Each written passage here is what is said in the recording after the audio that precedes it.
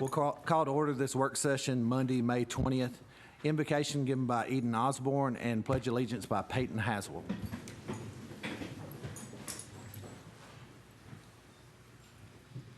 Dear Lord, I thank you for our beautiful city and all who help run it every day. I pray you will guide each leader's heart and mind as they make decisions for Scottsboro and its future. I thank you for today and all the blessings you have given us. Be with us all and keep us healthy and safe as we follow you. In Jesus' name I pray, amen. Amen. Attention, salute, pledge. I pledge allegiance to the flag of the United States of America and to the republic for which it stands, one nation, under God, indivisible, with liberty and justice for all.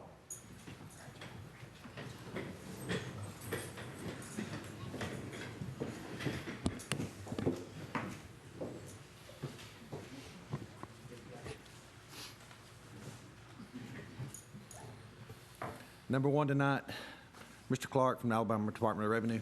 Good evening, Council. Good evening, Council. Good evening. Is that good enough? I'm Cameron Clark. I'm the local tax liaison for the Alabama Department of Revenue in sales and use tax. And I've come to talk to you all about using the state as your administrator for sales and use tax. What is the administrator? Well, if you look in your packets on the left side, there's a short sheet that gives you some quick facts. What does the Department of Revenue do? Well, auditing of businesses for the collection of sales tax. We're out there making sure compliance is maintained. Collections, of course, following up on these audits, following up on delinquents, making sure the citizens are getting the sales tax that was paid that should be remitted to the city. And legal followings, which would be if there's a contested audit, we'll take that audit with the state audit at no additional cost for you through the process, through the tax tribunal and any other court that they go through. What we do any of y'all own businesses? Are you familiar with filing sales tax? Today's the 20th. Sales tax is due if you didn't file, by the way. So we maintain the website, the My Alabama Taxes website, where businesses file their state sales tax already, and they will be required to file their local through there. Through your current provider, they try to get them to use their site, but anyone can use the My Alabama Taxes site. Through that website, once a month is over, you have your management reports. You're seeing your top 25. You can see different categories of your consumer's use, your seller's use, your lodgings, rentals, any other taxes that you have, being able to keep up with what's being brought in. The financial people are very interested in these. And so also, this comes at a fee. The fee is either 2% of gross collections or $6.54 per account. So if you look at your packet on the right side, that green shaded sheet shows you how we do the calculations. The green, you'll see the top is gross collections for a month, 2%. That's what the fee would be. And then the number of accounts that pay per tax type. You can see consumer's use, seller's use, sales tax, things like that. And then that is a per transaction. So that is the lesser cost, and therefore your city falls into that area. So you're at the bottom of that sheet, once we average out a couple of months as we've done, your fee is going to be less than 1%, 7.7, 0.8, something like that of a percentage. What does this fee get you? Well, it's the website, it's the auditing, it's the collections, it's the taxpayer service centers. I like to say you're hiring the entire Department of Revenue for this fee, but they always try to tell me stay in sales and use tax. We're not doing your motor fuels, we're not doing tobacco. But for instance, there's a taxpayer service center in Huntsville. There's a taxpayer service center in Gadsden. There's a substation up there in Albertville and Gunnersville. All over the state, we have auditors, collections agents, managers, and taxpayer service centers. So along with that, you also have cooperation with other government agencies. So when we're doing audits and we're finding the taxpayers that are being difficult, and believe me, the taxpayers that are difficult to you, when I say taxpayers, maybe business people, the business people that you're having trouble with, we're probably having trouble with too, that are having collections issues or anything like that. And therefore, we're able to use driver's license, boating license, fishing, hunt and fishing license. We have exchange agreements with the IRS. We're able to get 1099 data. We also have distributor data from beer and tobacco wholesalers. All these aid in our auditing of the businesses, keeping compliance where it should be. And if you look at the last sheet, the green and red, so what we did to get these numbers is you provided me with a few months of past data, and I crunched the numbers as we would have charged, and then I'm showing what your current provider charged. Now, this is their admin fee plus auditing fees together.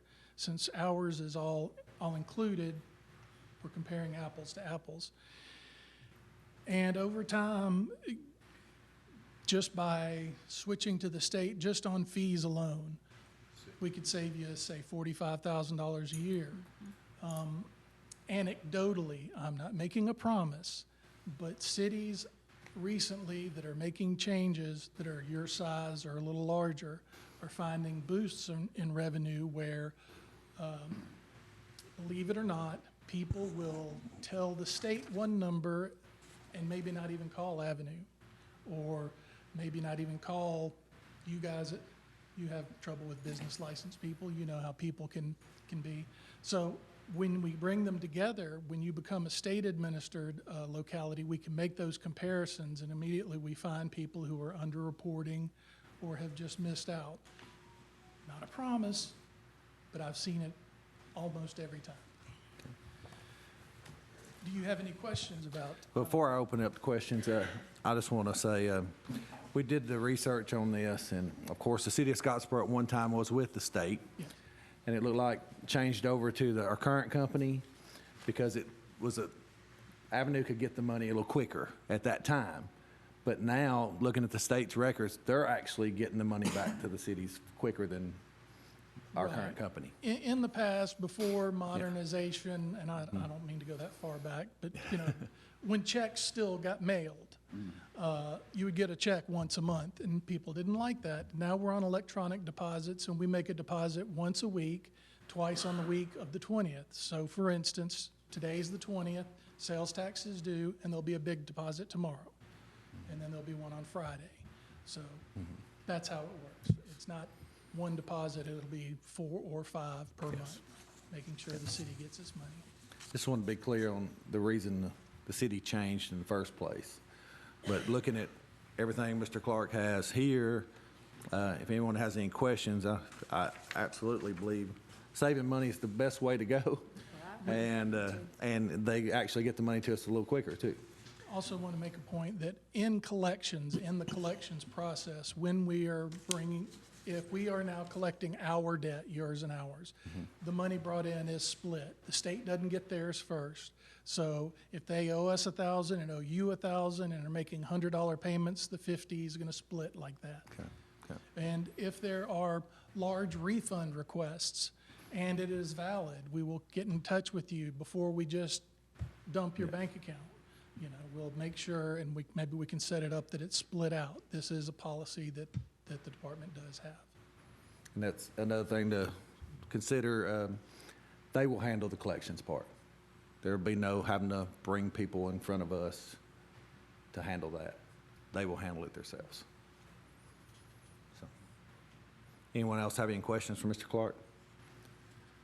One other comment. The contract we're currently in requires a 90-day notice before break-in. And so we were looking at October 1, maybe starting with the state to give time. And that will be, of course, the fiscal year, beginning of the fiscal year also. Yeah. So, If And- it's passed within the next month. and of course, we'd have to send out letters to all our business owners. You may, but we will send out notifications through the MAT system. Okay. But like most people do with letters and notices from the government, people freak out. I didn't get a letter. And Yeah, yes. I go look in our system, there's your letter.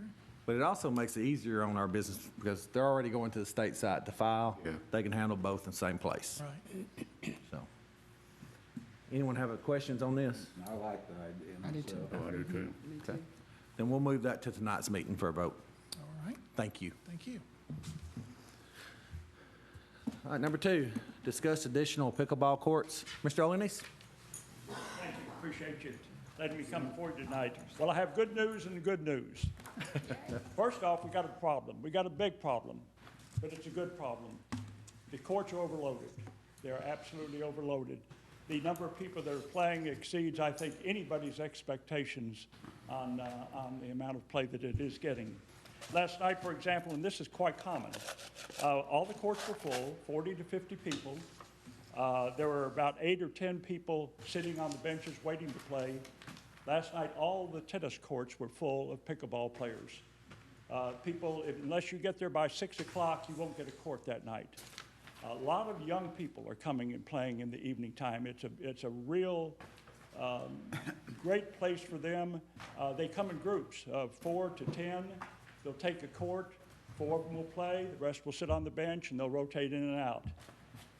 Had comments from mothers that have appreciated the fact that they've got some place for their kids to play, that are safe, they're amongst other friends, and it's a great, great environment. Young people, mothers and small children, families come and play. This morning there were a couple of small families with small children that the mothers were playing some and the kids were just playing around on the concrete area. It's just a great place. There are 57 people on a ladder league that is through the Parks and Recreation sign up. So we play one evening a week. We play for 3 hours. We have the courts reserved, and that'll be an ongoing thing that we do at least a couple times a year. So that's potential, well, it is a revenue for the city because it is all through the recreation. Everything we do there is through the recreation, Parks and Recreation. The second good news is I have a solution. Build 6 more pickleball courts, and I can guarantee the day they're finished, they will be full. I'll put some money on the line that they will be full. So some of the features of the new park, of the new courts, if you will. So what you're looking at there, of course, the original 6 courts are there. On the lower part there, there's the pavilion, and on the very bottom there, you see the asphalt parking lot. So it's a replication of the same courts, just moved back. And there's a 25-foot pickle lane, we've called it. So we've got Main Street going north and south from the pavilion, and it is a main street. That's where people go, hang out. That's where they get to, everybody comes through Main Street. But then Pickle Lane is, again, another unique feature of this. When you have tournaments, you can put bleachers there, you can put vendors there, you can put tents there, you can put anything there, but it has access, viewing access, to the courts 7 through 12, because what we would do in a tournament, we would take down the windscreens on the south side of courts 7 through 12. Bleachers could be set on Pickle Lane, and so people would be looking at court 7 through 12 from the bleachers.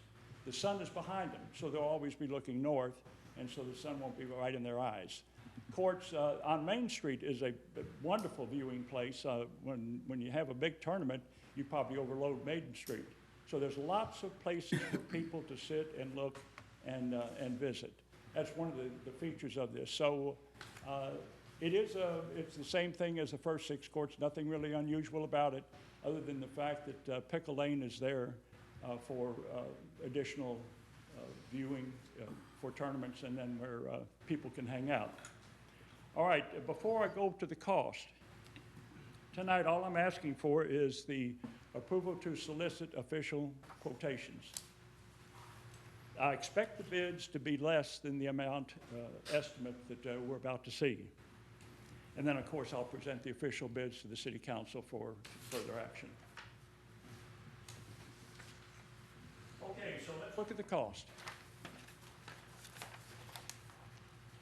This is a budget estimate. I went to the different contractors and asked them, I had the drawings, I prepared some preliminary drawings for these other courts, and I asked them for a budget estimate. So these are based on real numbers. These are on the high side. I wanted to make sure they understood that, hey, don't give me a low ball. This isn't a quote. We'll come back for official quote. This is on the high side. I fully expect it to be less than that, but it'll probably be between $400,000 and $500,000.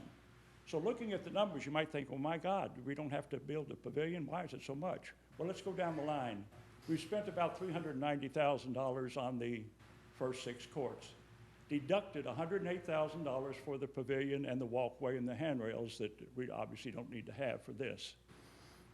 The next 2 line items totaling $96,000, that is work that's contracted out for concrete and site excavation that was all done by the city and volunteers on the first 6 courts.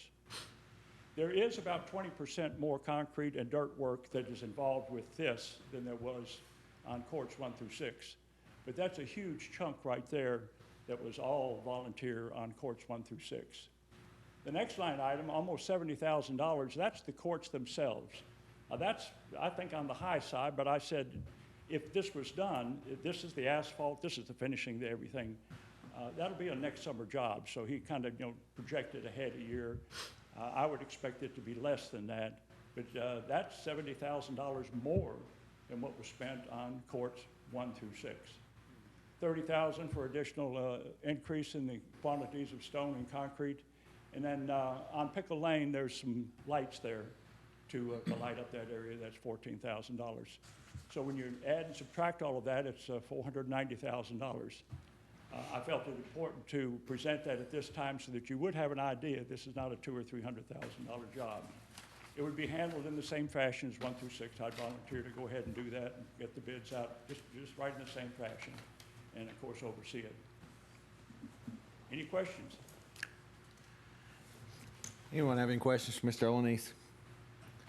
And reminder, he's just asking to get approval to get bids at this moment.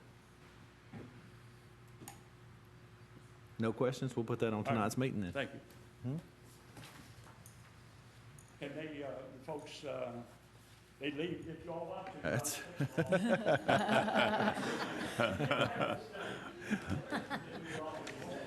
Appreciate y'all coming. Thank you. Number 3 tonight, discuss gutters at City Hall. Mr. Little.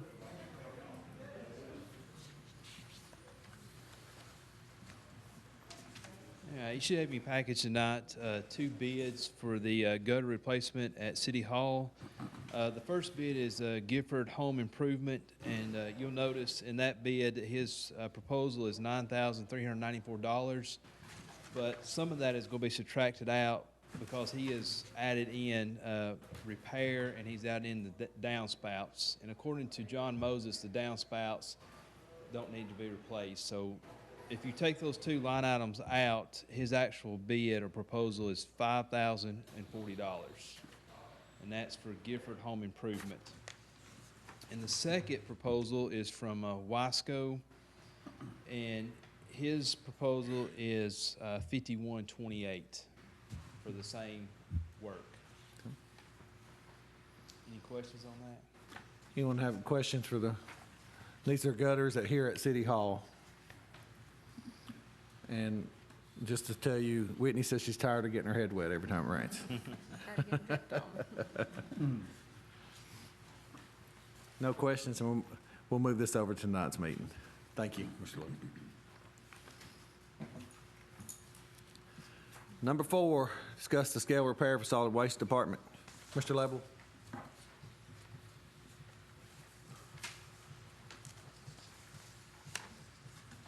Yes, sir. Each one of you should have a copy of system scale invoice. What had happened was, they think it was maybe a lightning strike, they don't really know. The scales went down, and we were thinking maybe just a repair, something small to get it back up. Well, it turned into 3 or 4 days of trying to get parts and get the steel back up. This is at the landfill. So during this time, we had to send everybody to the solid waste office to get those, and then come back, you know, just pretty big deal. I also prepared for you and gave to you last week a estimate to rebuild those, for this simple reason. These steels are older, it's hard to get the part, and when you get in there to it, it becomes one thing after another. So this was an emergency repair, which all of you were aware of, because I sent an email to you. I just thought it would be something smaller, but you can see the price that it took to get repaired. So you have in your packet the repair cost of $17,651.20. So anyone have any questions on the repair for the scales? Mr. President, I've got one question. You said it could have been a lightning strike. Would our insurance cover a lightning strike? It would if, He didn't say for sure, he didn't, but then right. He Yeah. said that's a possibility for the voltage. we would have to have a lightning affidavit.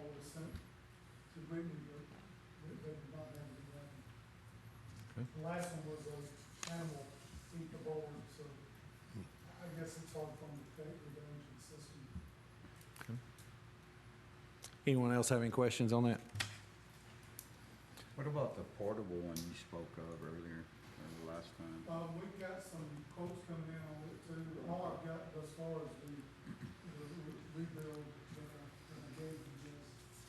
I don't have the prices on that, but I will have by the time we address it. This other sheet in here, this is the rebuild.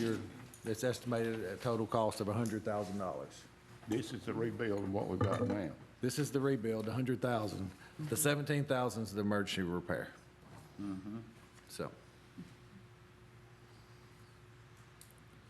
Anyone else have any questions?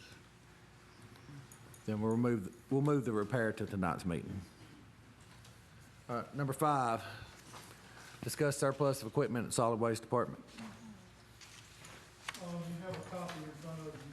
We've already surplus some things the last few weeks. This right here is gonna kind of clean us up a little bit. We've got some old containers, 4 and 8 yard containers. We've got an old rear loader back there. We've got a couple of trucks that were just there when I got here. They're not in use, they don't run, so we need to get them surplus and just get them out of our system. I agree. Anyone have any questions on anything on this list? I don't. No questions, we'll move that to tonight's meeting. Now the big one. We'll discuss the brush chipping at the landfill. Brush chipping at the landfill, that's something everybody enjoys. The amount of brush that's coming in there is just almost double. We're full now, so we chip, our line item budget has been depleted. We have to try to look at probably putting some money in this line item so we get chip what we got. Here's our problem, you come in to chip 50,000 yards, but by the time you get the 50,000 yards chipped, it's 50,000 more. You got 5 trucks running 4 or 5 trips a day, plus what we charge for outside contractors and co-op and people that are cutting limbs and things of that nature we can't keep up. I said that to say this, we do need to look at funding that line item so we can get our head above water. But in front of you, we have talked about this in the past. This is a proposal to try to get our permit, burn permit through ADM, which is pretty cumbersome, but I gave each of you the package of what it's gonna take to apply for the permit. This permit is a little more in depth, it's a lot of observations, and it's a lot more regulations tied to it. But I still think, in the long run, you know, you dig a hole, put air pump into this thing, and you burn this stuff, rather than continue with what we do. We do need to chip some along the way, but if we can get this permit, you have to get 2 of them, one's through the air and one's through the land division. If we can get this, it will not be on landfill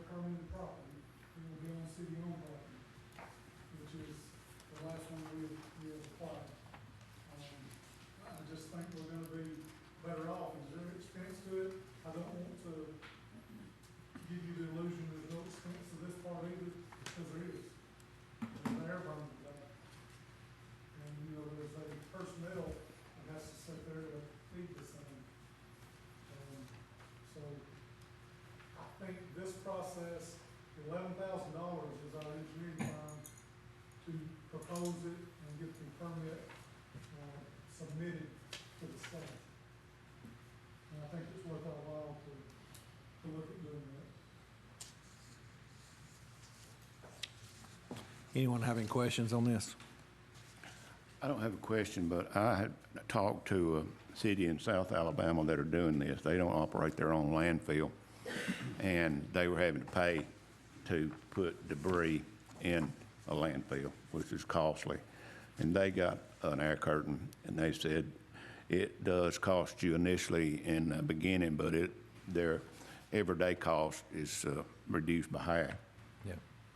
You know, we inherited this problem. We used to take it down to the old rock crusher and dump it in, but fire kept that from happening anymore. I won't lie, when he texted me about this, I said, burn it. Then I said, no, I'm just kidding. But if we're gonna really consider burning all this stuff, then we need to invest in this air curtain. And, you know, the city has ordinance that you have to use one, and yet we don't own one. So, Well, we would have to get ADM's approval first, wouldn't we, before we? That's what this proposal is just for air permit and land permit. so tonight you're just asking for the 11,700 to move ahead on this, For the permit, yes, but what about the chipping? we need $50,000. Okay. And 50,000 for the, What about the air curtain? Air curtain's on a demo right this minute. I don't have the price on it.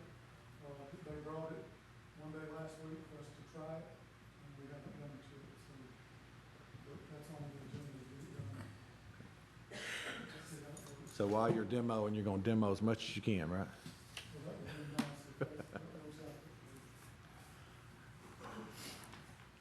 out. All right, so 11,700 to move forward with the permitting, $50,000 for a chipping. Anyone have any questions on either one of those? All right, we'll put that on tonight's meeting.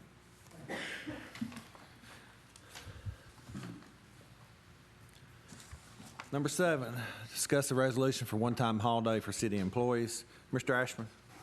I brought this to President Bailey's attention that July 4th this time falls on a Thursday, and it would be my opinion it would be good if we gave the employees Friday as well on that, have a long weekend, give them an extra day.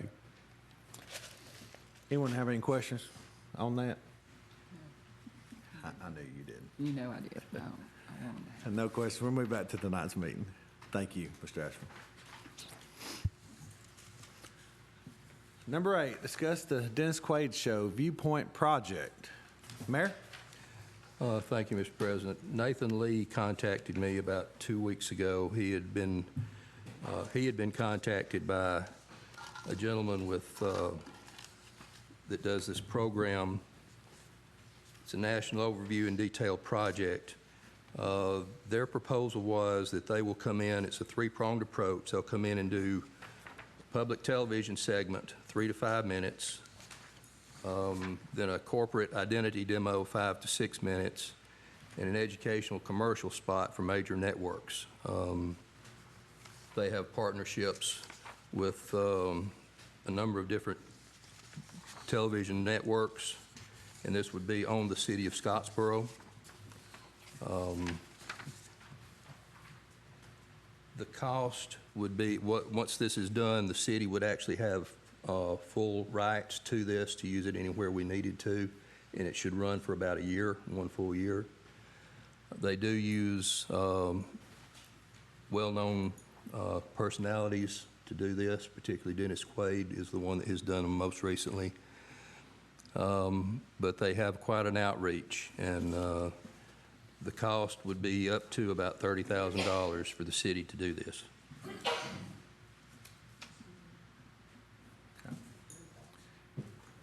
And this would be national exposure if we choose to do this. Anyone have any questions for the mayor on this program? Mr. President, I'd like to table this for a little bit further discussion. I just saw this today, and I really haven't had time to look it over real well. Mayor, can you give me a kind of a outline of their dates then? Well, I'll need to circle back with him to see on the dates, but I can get that to you, yes. Okay, because we will not meet next week. That's what I was asking. It would need to be the earliest meeting in June. Okay. All right. Then we will put this back on the next work session in June 3rd then. Anyone else have any questions tonight for it, though? All right, no other questions. Like I say, we'll move that to June 3rd. All right. Number 9, announce the vacancy on the Goose Pond Board. Ms. Phillips. Matt Lockmiller's term on the Goose Pond Board expires May 2024. This is a 6-year term. Anyone interested should apply in writing to the city clerk's office by 4:30 p.m. on Friday, May 31st, 2024. Thank you.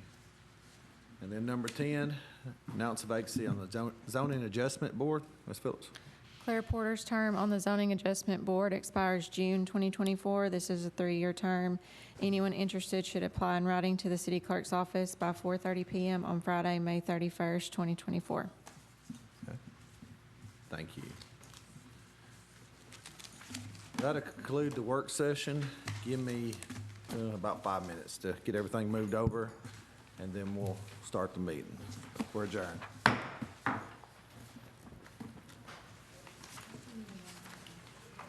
I'm on. Authorize mayor and city clerk in contract with Avenue and move forward with Alabama Department of Revenue. Sound good?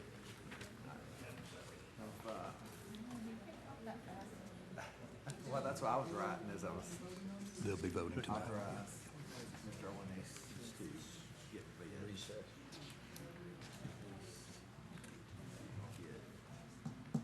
bids on pickleball boards.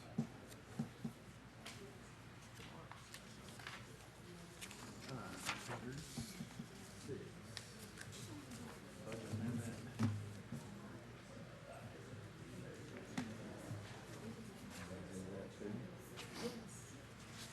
To repair gutters.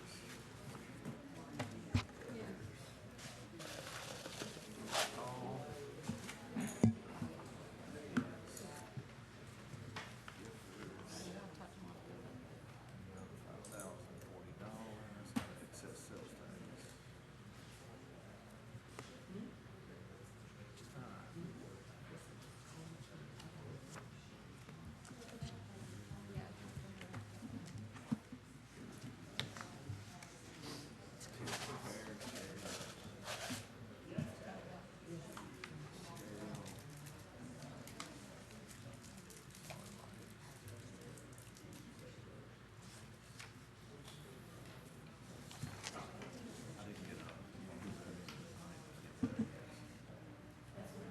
Systems, Scale Systems, Inc. Do I need to have the names up? So, what you know is your thing. Okay, I'm just gonna put them out. 17,651. 17,651.20.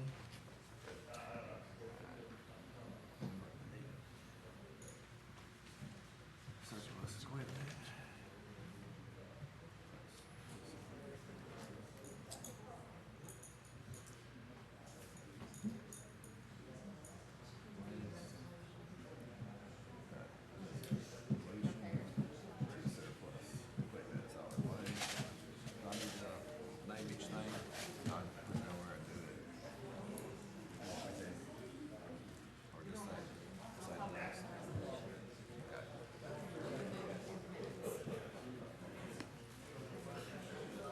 Packet.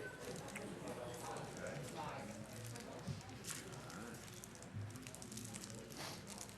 I'm about to do 2 separate things here. 50 for the brush chip. Budget amendment. Yeah, I'm gonna do 2 different ones, because you're gonna have a budget amendment. For, no, I was gonna do the other one for, I can. 11,007. It's for the contract. 11,700. But it's a contract, right?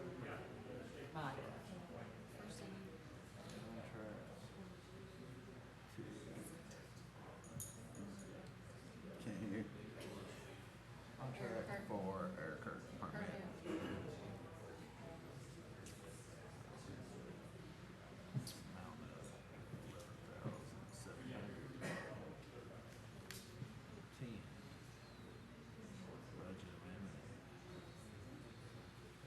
This is why I don't want to do it. These two in the same night.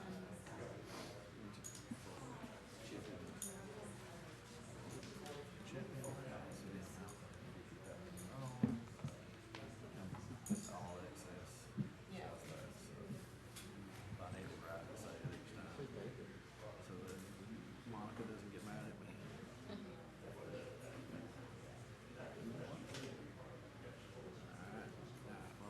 July 5th holiday. Okay. Resolution.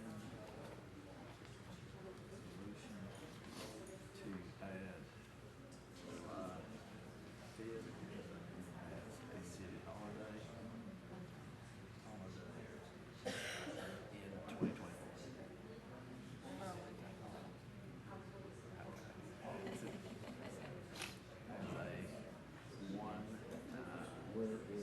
Or you can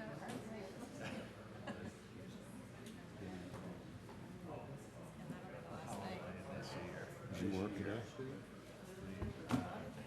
Skip that. Okay. All right. Now I gotta read all that out. Thanks, guys.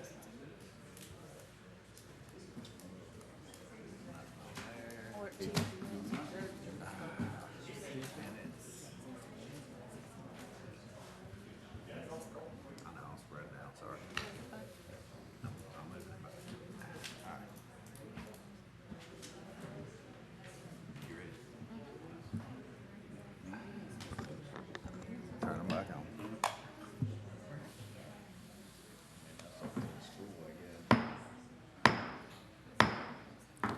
We'll call this council meeting Monday, May 20th to order.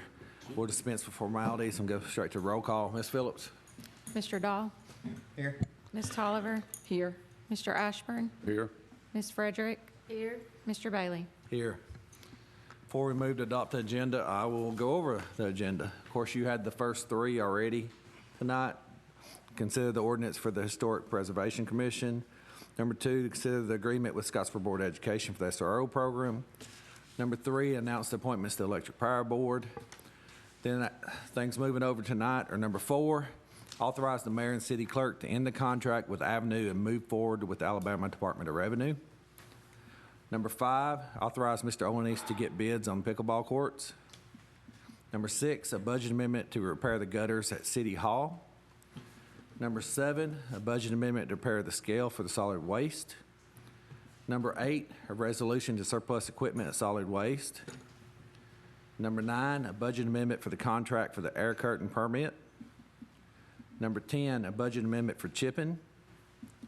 And number 11, a resolution to add July 5th as a one-time holiday this year. So with the agenda being read, do I have a motion to approve it? I'm making a motion. Do I have a second? Second. Any discussion on the agenda? Hearing none, we'll vote. All in favor say aye. Aye. Any opposed? Agenda's adopted. We'll move to approval of previous minutes. Do I have a motion to approve the previous minutes? I make that motion. Do I have a second? Second. Any discussion on the minutes? Hearing none, we'll vote. All in favor say aye. Aye. Any opposed? Minutes are approved. There's no old business, so we'll go to number 1. Consider the ordinance to amend the Historic Preservation Commission Architectural Review Board ordinance. That was ordinance 205, and you have in your packet the ordinance and the amendment. So do I have a motion to approve that? I'll make that motion. Do I have a second? Second. Any discussion on that? In discussion, I'd just like to thank Ms. Phillips and Mr. Kinnemer for the hard work they got straightening that out for us. No other. We'll vote. All in favor say aye. Aye. Any opposed? Motion carries. Number 2, consider the agreement with Scottsboro Board of Education for the SRO program. Do I have a motion to approve that? I'll make that motion. Do I have a second? I'll second. Any discussion on that? Hearing none, we'll vote. All in favor say aye. Aye. Any opposed? Motion carries. Number 3, announce appointments to the Electric Power Board. In your packet, you have 3 names, so right now I'll open the floor for a motion on the names. Mr. President, I'd like to make a motion to appoint H. Grady Jacobs to this board. Okay? Mr. Grady Jacobs. Any other motions? Well, I'd like Make a motion for Alan Williams. Okay, 2. Alan Williams. Any other motions?